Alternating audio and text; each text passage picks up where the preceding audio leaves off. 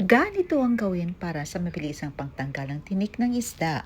Isuksok yung kutsilyo sa bandang tiyan ng bangus. At daganan natin ito. I-butterfly natin. But for tanggalan muna natin ng internal organs, hasang at bituka. Pagkatapos, hugasan. Now, i-cut natin ang laman sa may buntot na parte. I-butterfly natin. Meron namang mag-comment dyan na bakit baliktad. Yes, sinadya natin ito. Ulitin lang natin sa magkabilang bahagi until na makuha natin yung pinaka-spine nito. At ito ang sekreto para sa madali ang pagtanggal ng tinik ng bangus.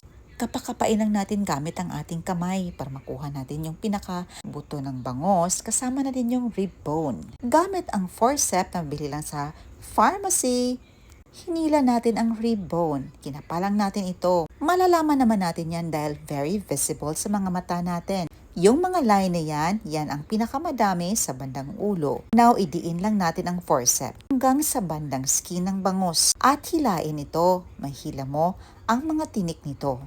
Dorsal, ventral at lateral na parte.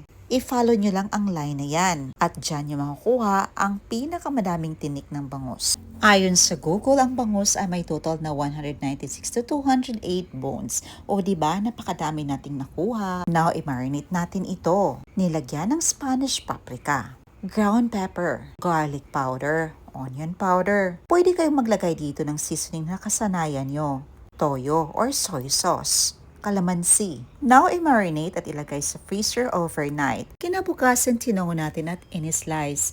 Meron tayo ditong flour. This is a mixture of crispy fry, flour at cornstarch. I-coat na natin dito ang ating na-slice na bangus. Hindi na natin in-include pa yung ulo. I-coat sa breading mix at i-fry until na mag-golden brown at meron na tayong napakasarap at crispy daing for breakfast. Let's eat!